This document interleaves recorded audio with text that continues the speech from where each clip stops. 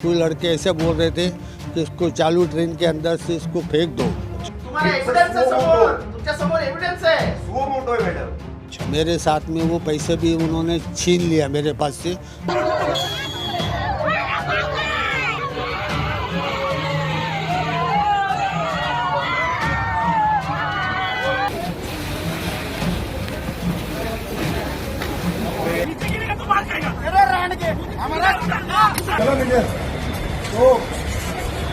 महाराष्ट्र की घटना आपने देखी होगी, किस तरीके से मुस्लिम समुदाय के बुजुर्ग को भरे ट्रेन की भीड़ में पीटा जा रहा है। उनसे पूछा जा रहा है कि डिब्बे में क्या गाय का गोश्त है, क्या बीफ है, क्या आंख पे चोट मारी गई, लात मारी गई।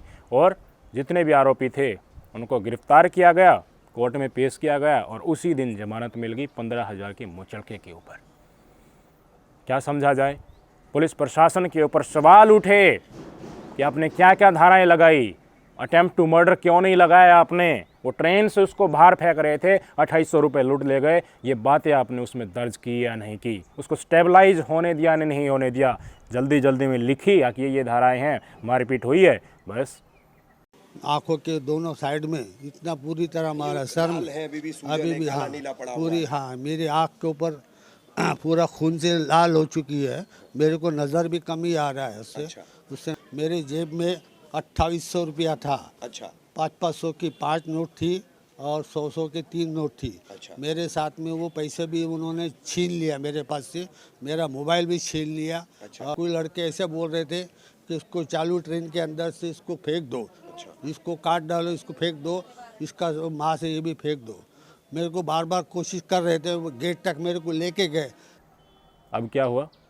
सप्लीमेंट्री चार्जशीट ऐड की गई है। तो सप्लीमेंट्री चार्जशीट ऐड होते ही सारे अपराधियों की बेल कैंसिल हो गई है और जज साहब ने इनको फिर से पुलिस को अरेस्ट करने का ऑर्डर दे दिया है।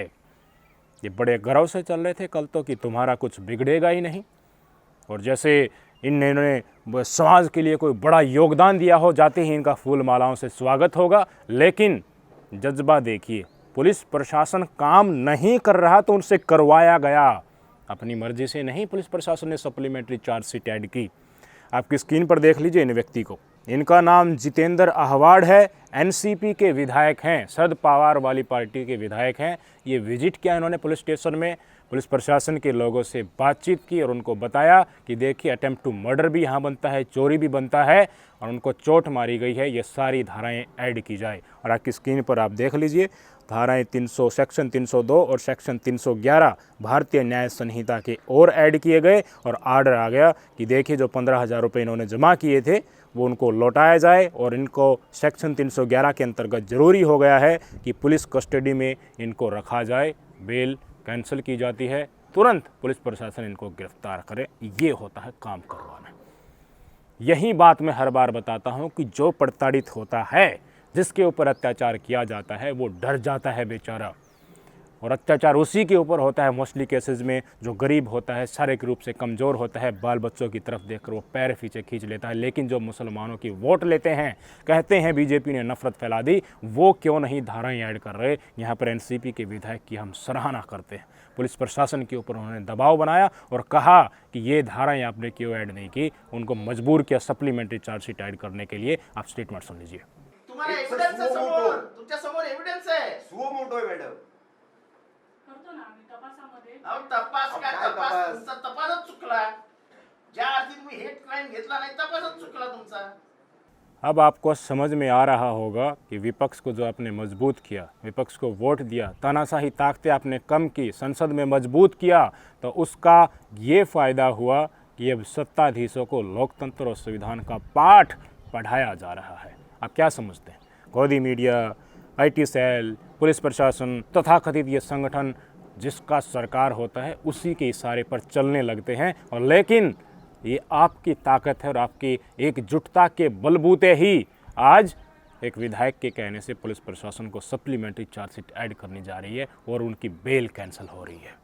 यहीं उसी समय पर भी हो सकता था जब बिल्किस बानो के बलात्कारियों को अच्छी आचरण के चलते रिहा किया आएगा, लेकिन वो दौर अलग था, वो तानाशाही का समय था। उस समय पर विपक्ष मजबूत नहीं था।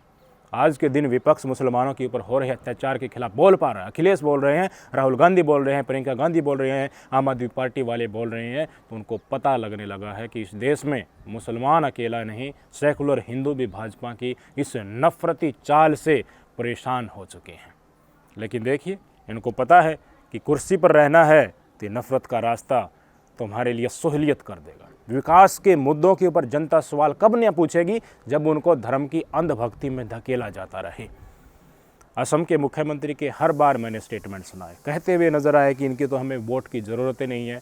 नमाज का गैप विधानसभा में जो अवकाश मिलता था वो ख़त्म कर दिया गया। आए दिन अनेकों रूपों के जिहाद वो लेकर आ जाते हैं।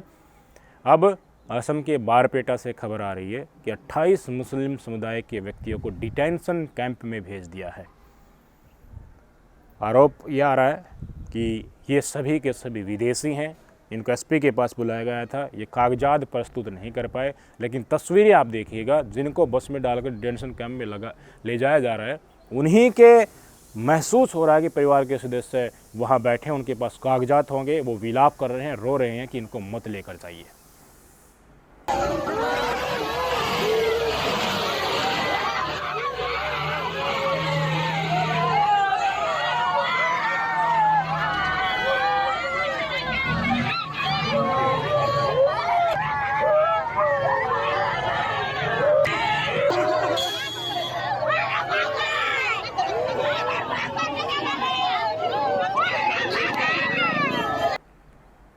ये मुद्दा तो बड़ा इनको दिलचस्प फंस गया ना। बांग्लादेश को जितना भुनाना था मुद्दे को भुना लिया, निचोड़ लिया जितना निचोड़ना था। तो जेल में जाने से चले गए, राजनीति सीख गई, भय हिंदुओं में बना दिया गया। अब अगले मुद्दे पर आ जाइए। हिंदू मुसलमान मैं मियाँ भूमि बनने नहीं दूंगा। ये मुसलमान आज तक यहाँ पर रह रहे थे, तो इनके पुलिस प्रशासन क्या कर रहा था? और जो नहीं ले जाए जा रहे डिटेंशन कैंप में, उनके कागजात कहाँ से आ गए? कौन उनके कागजात बना रहा था? सीमा सुरक्षा बल क्या कह रहा था? लेकिन जो लोग आए हैं उनका समाधान इन्हें अपने तरीके से करने में अब मज़ा आएगा। इनको एक जगह डिटेंशन कैंप में ले जाया जाएगा तो क्या ये वहाँ पर सुरक्षित रहेंगे? क्या वहाँ पर सिक्योरिटी दी जाएगी? पिंकी भैया, दक्ष चौधरी जैसे लोग लठ लेकर वहाँ तो नहीं पहुँचेंगे। तमगा तो चिपका दिया विदेशियों के ऊपर का इन्होंने। क्या ऐसे ही और लोगों को, सामान्य लोगों को ढूंढ करके उनको पुलिस प्रशासन के चक्कर नहीं कटवाए जाएंगे? किसी से दुश्मनी निकालनी होगी तो नहीं कहा जाएगा ये रोहिंग्या है, ये मुसलमान है, इसके कागजात नहीं हो। आए मुसलमान आम गलियों में जब व्यवसाय करने के लिए घूमेंगे तो क्या उनका आधार कार्ड नहीं चेक किया जाएगा? नया मुद्दा फंस गया। इस मुद्दे के बिना के ऊपर आप कितने ही दिन नफरत फैला सकते हो? अगर आप नफरत की आड़ में वोट देते हैं, आप डर जाते हैं, मुसलमानों का आक्रामक आपके सामने दिखाया जाता है, तो हजारों मुद्दे हैं। बांग्लादेश ख़त्म हुआ तो डिटेंशन वाला आ गया। लोकसभा चुनाव में मटन मछली मंगलसूत्र चल रहा था। मनमोहन सिंह तक की फाइलें कुरेद दी गई। नेहरू को याद किया जा रहा था।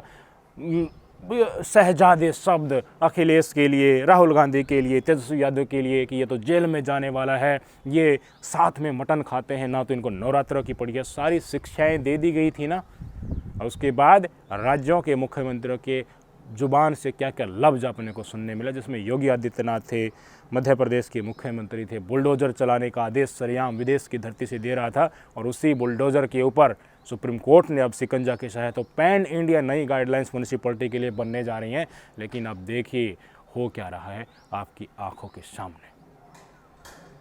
अगर वो विदेशी हैं तो उनको जिस जगह पर ले जाया जा रहा है उस जगह की सुरक्षा सामान्यतः राज्य सरकार को प्रोवाइड की जानी चाहिए। बस इसकी जांच होनी चाहिए वो आए कैसे। महज वो मुसलमान हैं इसलिए वो विदेशी हैं, ऐसा माहौल ने खड़ा किया जाए जिसका भय था। एनआरसी सीएए कानून लेकर आ गया था तो लोग सड़कों के ऊपर क्यों आ गए थे? भाजपाई तो कहने लगे, विरोधी मीडिया नैरेटिव बनाने लगा, जिस तरह से और आंदोलन बनाते हैं कि इनको विदेशी मुसलमानों से प्रेम है, वो यहाँ पर आकर नागरिकता नहीं पा सकते लेकिन हिंदू पा सकते हैं, उससे दिक्कत है। लेकिन आज जो हो रहा है, यहीं शाहीन बाग में जो आंदोलन हो रहा था, उनकी दिमाग में ये छवि पल रही थी कि यहाँ के मुसलमानों से नागरिकता के सर्टिफिकेट बाप दादाओं के पूछे जाएंगे और ये बताएंगे कि हाँ ये आपका सर्टिफिकेट वैलिड है, ये बताएंगे ये वैलिड नहीं है, इसलिए चलो डिटेंशन कैंप में। इस बिना के ऊपर यहाँ के मुसलमान जिनके पास कागजात नहीं है, जो अनपढ़ है, ना कभी स्कूल में गए हैं, वो सिल्ली चीज़ों को लेकर चले गए, अपने डॉक्यूमेंटेशन उन्होंने इकट्ठा नहीं किए, तो क्या उनको डिटेंशन कैंप में डाला नहीं जाएगा?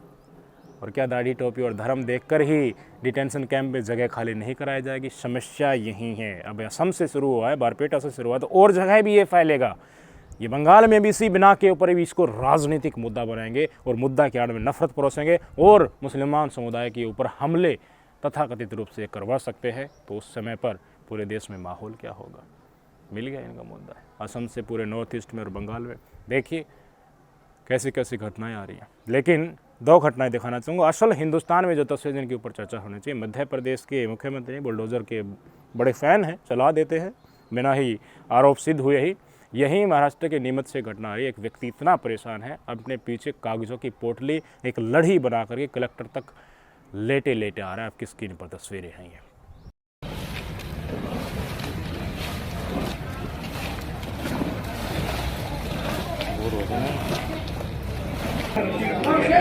मैं देश के लिए कर रहा हूँ, इसमें निजी स्वार्थ नहीं है मेरा। भ्रष्टाचार अगर होता है तो देश के लिए अगर कर रहा हूँ मैं, एक और जनता के खजाने में जाएगा, मेरा क्या स्वार्थ है इसमें? अगर एक राज्य के मुख्यमंत्री बार बार जहाँ कांग्रेस की सरकार हार कर बीजेपी की बन रही है, वहाँ आम जनता का हाल ये है। आदिवासियों के ऊपर पेशाब करने की घटना इसी मध्य प्रदेश से आई थी। और अगली खबर आ रही है मणिपुर से। ड्रोन से हमले हो रहे हैं। क्या कहीं चर्चाएं आपने देखी? दो समुदाय में जो कन्फ्लिक्ट फैला था वो बार बार उजागर हो जाता है, फिर लोगों की मृत्यु हुई है। अब ड्रोन से हमले हो रहे हैं, तो वहाँ कौन लोग हमले कर रहे होंगे? इस देश का प्रशासन क्या कर रहा है? केंद्र की मोदी सरकार क्या कर रही है? यार युद्ध में इस्तेमाल होती हैं ये चीज़ें, और आम कन्फ्लिक्ट में, सिविल कन्फ्लिक्ट में ड्रोन से हमले हो रहे हैं। तो आप क्या ही इस सरकार की संवेदनशीलता आम जनता के प्रति लगाएंगे? इनको तो डिटेंशन कैंप की पड़ी है, इनको तो उनके सर्टिफिकेट चेक करने हैं। यही बातें हर रोज़ सामने आ रही हैं। किसी बिल्किस बानो के बलात्कारी को समय से छोड़ना है, अच्छा आचरण दिखाना है, मालाएं डालनी हैं, गो तस्करों को मौत के घाट उतारने के लिए, और जो मौत के घाट उतार दिया जाता है उनके आरोपी जो होते हैं उनके समर्थन में पंचायतों का आयोजन करना है। गाँव में तो श्रद्धा बहुत ज़्यादा है, कैसे उनको कोई रोका जा सकता है? वहीं योगी आदित्यनाथ जी कहते नज़र आएंगे कि बटेंगे तो कटेंगे, एक रहेंगे तो नेक रहेंगे। इशारा किसकी तरफ है? क्या क्या कहते हैं? क्या ये चीज़ें कुछ इशारा नहीं कर रही हैं? सिर्फ इसके लिए, वोट के लिए आप डरते हैं तो वो डराते चले जाते हैं।